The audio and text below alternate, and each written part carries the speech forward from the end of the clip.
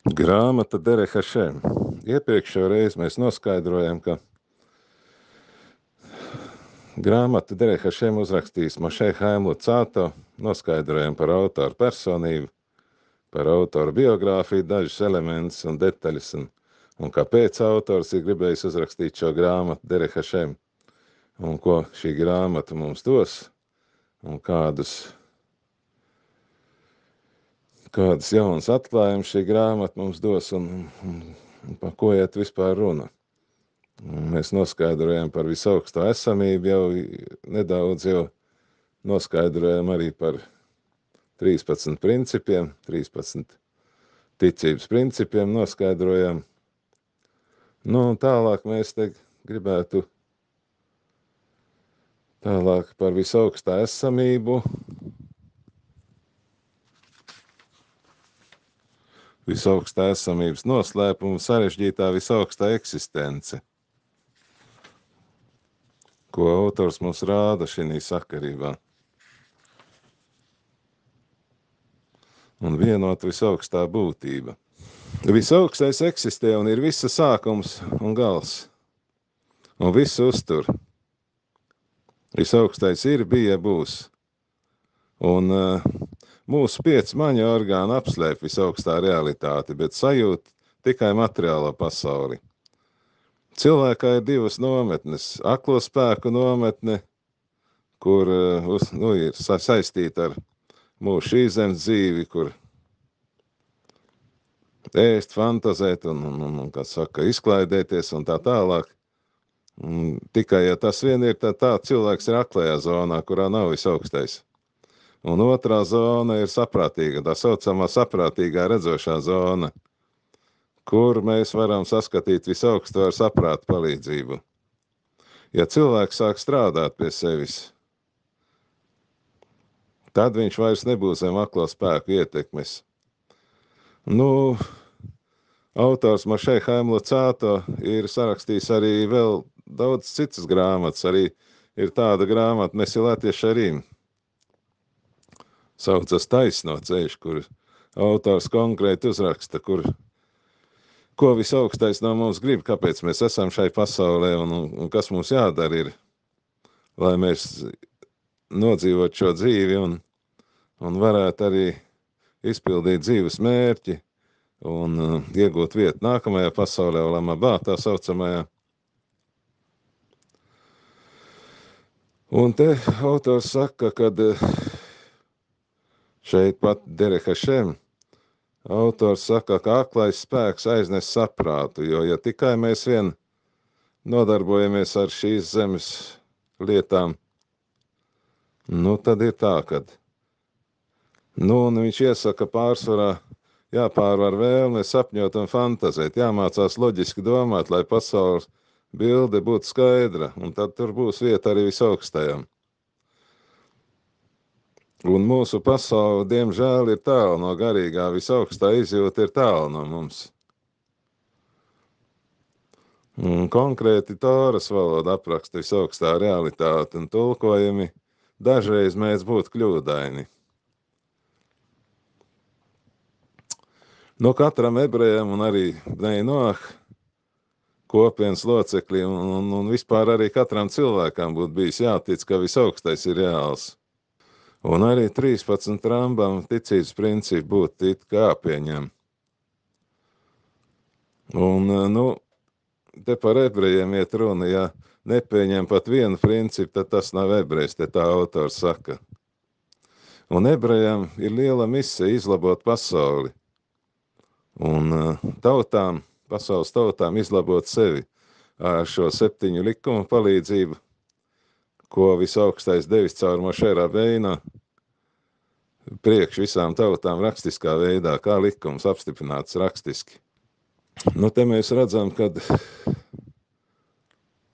Abrahāms, Icaks, Jakavs saprata, ka vajag pildīt likums un vajag meklēt visaugstā realitāti, un viņi pacēlās augstā intelektuālā līmenī, bet pēc viņiem svētums kritās, un pēc tam bija vajadzīga instrukcija, Tora. Tāpēc arī tika dota Tora rakstiskā veidā, un mutiskā Tora arī caur Mošē Rabeinu. Te gan mums varētu teikt, kad Abrahāms pats izzināja caur dabu, caur dzīves gudrību arī viņš meklēja un izzināja visaugstā eksistenci un arī likums, kas cilvēkiem būtu jādara, bet mums tagad ir tas, kā saka, jau dota instrukcija caur Sinai kalnu atklāsmi, caur Mošē Rabeinu, ir dot pilnu instrukciju, un mēs tikai varam studēt caur instrukciju, kas mums jādara un kā pasauli uzbūvēta ir. Un te autors saka, visaugstais nav aizsniedzams, par visaugstā realitāti nav iespējams runāt.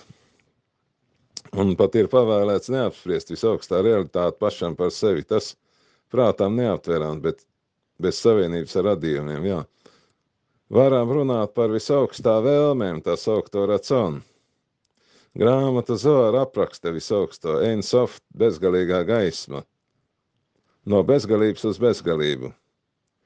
Nu, šo salīdzināt ar visumu nevar. Nav robežu viņam bezgalīgajām vēlmēm. Tā saucamais Ein Sof, bezgalīgā gaisma, visaugstā iespēja potenciāls, neierobežots, kas strādā pēc schēmas vēlme, doma, realizācija. Visaugstais ierobežojas savu vēlmi un radīja šo pasauli. Sfirot, visaugstais izved no sevis un ierobežoja sevi radot šo pasauli.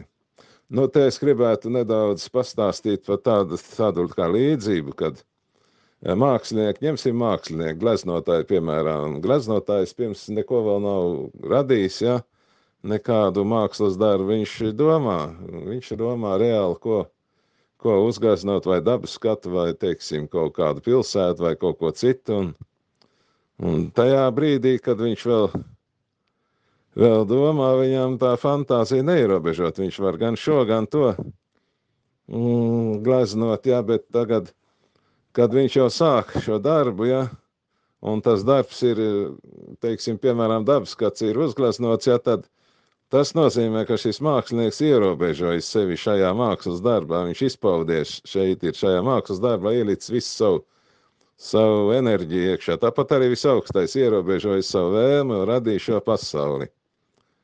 Un visaugstais izved no sevis visu, kas šeit radīts ir. Nu, tālāk apskatīsim te visaugstā esamības noslēpumi. Mums jāzina, ka visaugstais eksistē un jātic tam. Nu, es te varētu no savas puses pateikt, kad, nu, salīdzināsim te tādu kā līdzību, ja, kad, ja mēs skatāmies, teiksim, kaut uz automašīnu uz ielas, ja, tad mēs zinām, ka ir rūpnīca izgatavotāji šai mašīnai. Nu, tam nav jātic, to mēs zinām, ja, kad, nu, tas būtu muļķīgi, ja, kad automašīna no gaisa kaut kādā veidā nokrit, ja, ka nav rūpnīca izgatavotāji. Mēs nevis ticam, bet mēs zinām.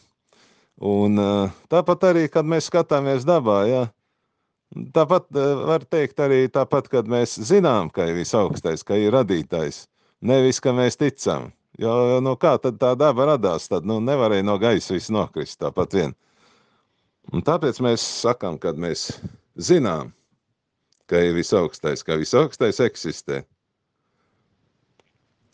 Visaugstais bija, ir, būs, visu radīja dažādās izpausmēs pasaulē. Viņš turpina vēl joprojām radīt. Nu, te jāsaka, ka nav tā, kad ir daba, viss ir radīts, ja, cilvēks, daba, pasaule. Un vienkārši atstāts tā, kā saka, plašplūsmā, kā daži filozofi saka. Visaugstais viss atjaunīgi sekundi. Tas, kas ir bijis iepriekšējā sekundē, viss, ko mēs redzam, tas vairs nav tas, kas jau nākamajā sekundē. Tas viss ir pa jaunu radīts, cik sekundi atjaunojas.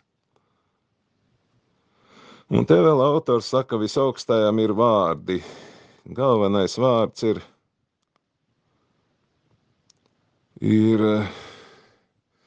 žēlsirdība, kā saka, jod hei, vau hei, ar ivrīt burtiem izsakoties. Viņam ir arī vārdi atkarībā no izpausmēm. Un mēs nevaram runāt par visaugstā realitāti, nevaram aptvert. Visaugstā ceļa nav mūsu ceļa, kā Torā rakstīts. Un visaugstajam nav arī gala mērķi viņā pašā, bet radībā ir gala mērķis, ko visaugstais ir nolicis. Un visaugsto mēs nevaram ne ar ko salīdzināt, jo visaugstais ir viens, bet mēs redzam pasauli viņa izpausme. Bet zinām, ka visaugstā realitāte eksistē. Un ka visaugstais ir pilnīgs, ja viņam nav trūkuma. Nu, te gan jāsaka, ka visaugstais radīja pasauli nevis tāpēc, ka viņam kaut kā pietrūkt vai būtu, te kā cilvēki izsakās garlaicīgi, bet tāpēc, ka viņš gribēja dot no savu labumu citiem. Un bija vajadzīga radība, lai viņš varētu parādīt savu pilnīgu altruismu un dot radībai. Un visaugstajam ir bezgalīgi vēlmi dot. Un visaugstajam nav robeža arī. Mēs nezinām, kas viņš ir, bet zinām, kas viņš nav. Zinām, ka viņā nav trūkumu, nav zināšana trūkumu, nav spēka trūkumu un tā tālāk. Visaugstā žēlsirdība ir bezgalīga, tas nozīmē pilnīga. Šīs ziņas nāk no sentēviem un praviešiem. Pie Sinaja kalna visi ebreji uzzināja par visaugsto. Caur Mošē Rabeinu. Un katram ebrejam ir pienākums šīs zināšanas nodot tālāk bērniem.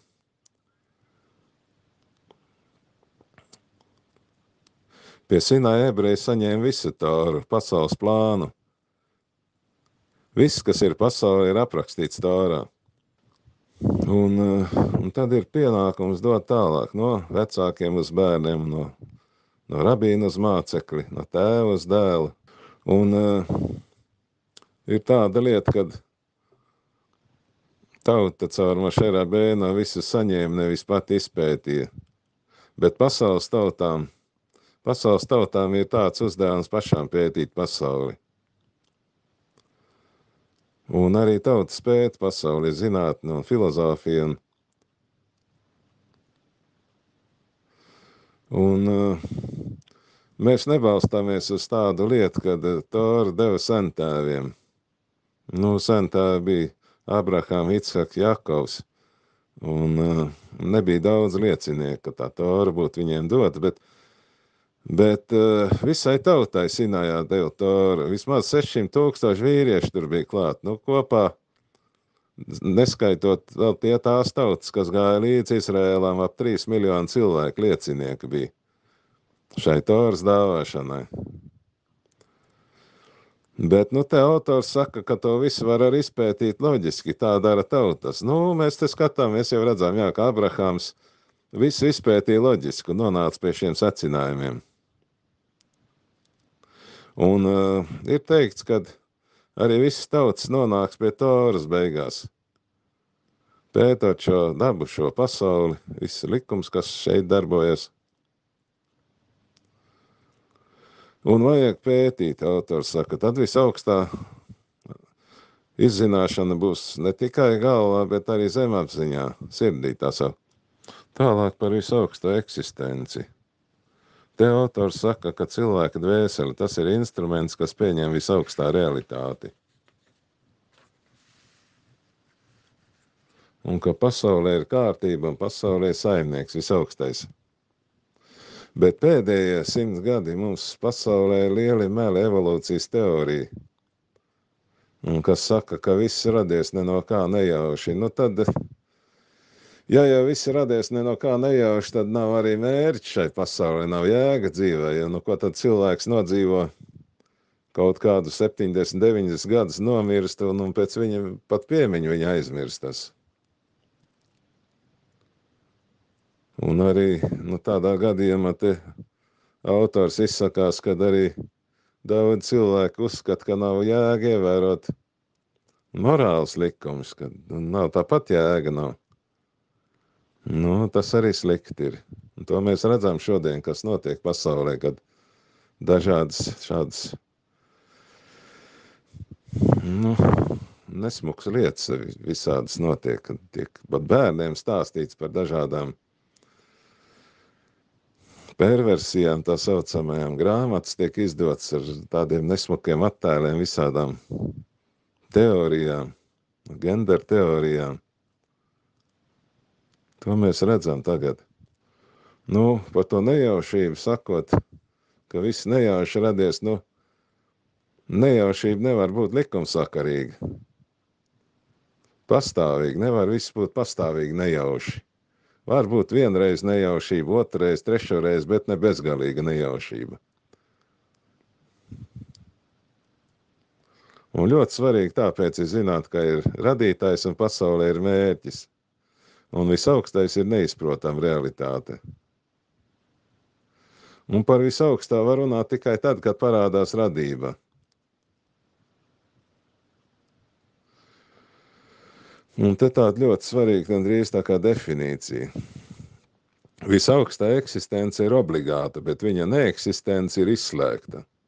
Tā kā, nu, ja mēs te paskatāmies, ja dabā, mēs zinām, ka ir autors šai dabai, šis saimnieks, ja, tāpat kā mēs paskatāmies uz ielas, uz automobīļu, ja, zinām, ka ir, kad ir rūpnīca izgatavotājiem, kad ir instrukcija viņām dot arī, un mērķis ir pārvietoties, ja, lai cilvēki varētu pārvietoties, tāpat arī dabai pasaulē mērķis ir.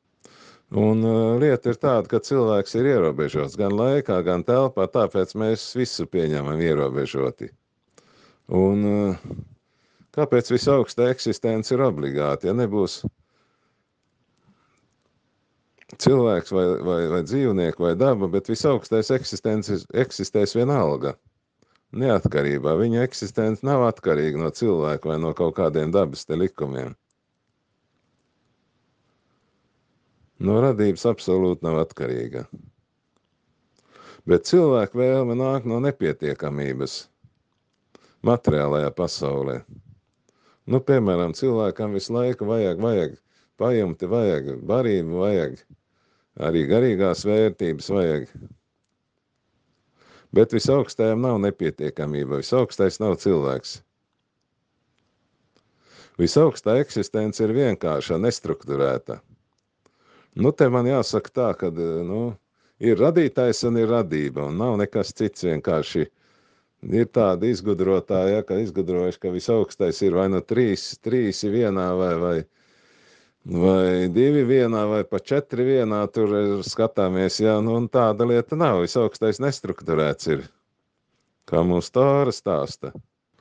Un viņa eksistence vienkārši nav dalīta, nesastāv no daļām, elementiem. Nav nekādu robežu, nav ķermeņa, nedrīkst materializēt. Nu, tas ir ļoti liels grēks, tas ir konkrēti tiešā tekstā uzrakstīts. Tev nebūs nekādu tēlu veidot, ne pēc tā, kas ir debesīs, ne pēc tā, kas ir virs zemes, ne pēc tā, kas ir ūdeni un zem zemes. Visaugstais nav materiāls, tas nozīmē. Mums jāsaprot, viss abstrakt ir. Tātad. Visaugstā eksistence. Vienkārši nav dalīta, nesastāv no daļām, elementiem, nav nekādu robežu, nav ķermeņa, nedrīkst materializēt. Visaugstā realitāte garīga bez robežām, nestrukturēta, piemēram, cilvēku dvēselē dažādi spēki, atmiņa, zināšanas, tie ir ierobežot, atmiņa, jūtas un tā tālāk. Eksistē robežas cilvēku dvēselē, bet visaugstajā viss ir vienotā stāvoklī, vienkārši un pilnīgi. Mūsu īpašības pa vienai neatdalītas, bet visaugstajā viss vienā neatdalīts, nesadalīts. Un mēs esam laikā, visaugstais ārpus laika un telpas. Viņš un viņa zināšanas ir vienots, jo nav laikā ierobežots. Visaugstais ir vienots un visas pilnības kopums. Cilvēka īpašības ir papildinājums pie sava es, bet visaugstais ir pilnīgs un viņām nav papildinājumu. Visaugstais ir vienkārši bez daļām. Viens vesels pilnīgi. Visaugstajam nav arī iemeslu un seku. Un tas viss tālu no mūsu saprašanas nav iespēja aprakstīt. Jāsaprot abstrakti. Mums ir vienmēr liels iespējas kļūdīties. cilvēks redz, dzird un tā tālāk 5 maņu orgāni. Tas, kas mūsos agrāk ielikts ir, to mēs arī redzēsim. Cilvēks ir ierobežots. Un maņu orgāni ierobežoti. Pilnīgā nevar uzticēties tiem. Nav analoģijas starp radītāju un radību. Nevar spriest pēc tā, ko redzam radībā. Bet Torā tiešām dažreiz ir visaugstā realitāte parādīt materiālā formā, visaugstā roka, acis, kājas un tā tālāk. Bet tas ir aizliegts, jo tā ir tāda metafora. Piemēram, Ecehēls redzēja visaugstā atklāsmi, redzēja visaugstākā cilvēka ķermeni. Bet, lai mēs varētu labāk izprast kādu pravietojumu vai kādu parādību, tad tiek rādīt praviešiem dažādi tēla veidā šie pravietojumi, kad visaugstais grib atklāties. Un pravietis redz formu, cilvēku formu. Un arī mūsu dvēseli šādā formā. Un pasaulē arī cilvēku forma. Un pēc tās viss pasaulē radīts. Un tālāk te autors stāsta par visaugstā vienotā būtību. Visaugstā eksistence ir obligāti neatkarīga ne cita kā. Visaugstā eksistence nav atkarīga no jebkura radījuma. Visaugstā eksistence vienkārši nestrukturēta. Nav daudz daļas bez robežām. Nav analoģijas starp radību un radītāju. Jāiet pa visaugstā ceļu, visaugstā īpašības jāpārņem sevī. Un visaugsto nedrīkst iedomāties kā materiālu ķermeni. Visaugstais radīja pasauli pakāpeniski, 1. diena, 2. diena un tā tālāk. Viss beigās materiāls ķermenis, bet sākumā garīgs ķermenis. Iziet no visaugstā žēlastības. Visaugstā realitāte ir vienkārša. No tradīcijas zinām, visaugstais ir ārpus dabas robežām, viss eksistējošā iemesls. Aiz visām parādībām ir iemesls. Visaugstais, kas ir ārpus dabas. Daba pati nevar sevi radīt, ideja nāk no ārpuses. Visaugstais ir ārpus visiem notikumiem, kas ir un kas notiek tagad. Visaugstais ir visa iemesls. Bet visaugstais nav iemesls pašam sev. Nav radījis sevi un neuztur sevi. Te dažreiz cilvēki uzdod jautājumus. Kas ir radījis visaugsto? Jo cilvēks vienmēr grib redzēt iemeslus, sekas šādu ķēdīt. Atbilde ir tāda, visaugstais ir ārpus laika un telpas un nav neviens viņu radījis. Un visaugstais ir viens tas nozīmē, ka mūsu ticība ir monoteisms. Un ir arī, ja cilvēks uzskata, ka ir vairāki, kā saka, dievi, tad tā ir elku kalpība. Ja cilvēki uzskata, kad ir vairāki, dievi, tad ir robežas, tad nav visspēcīgi un tā tālāk. Var būt tikai viena realitāte. Pasauli nevar iepazīt kopumā. Bet cilvēks to iepazīst pa daļām, un tāpēc arī rodas elku kalpība. Bet Tora mums stāsta, ka viss pasauli jāsaprot kā pilnīgi vienotība, kārtība. Viss kalpo vienotam visaugstajam, un katra daļa strādā savā vietā un izpilda savu uzdevumu, tad ir jēga pasaulē. Zināšanām arī jābūt pilnīgām, īsta zināšanām.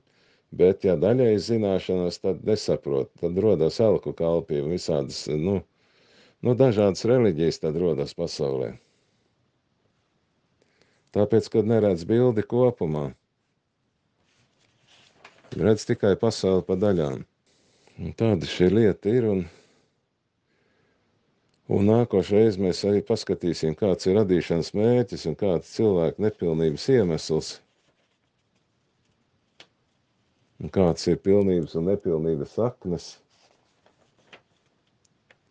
Un pēc tam jau nāk runa par cilvēku brīvo izvēli. Paldies!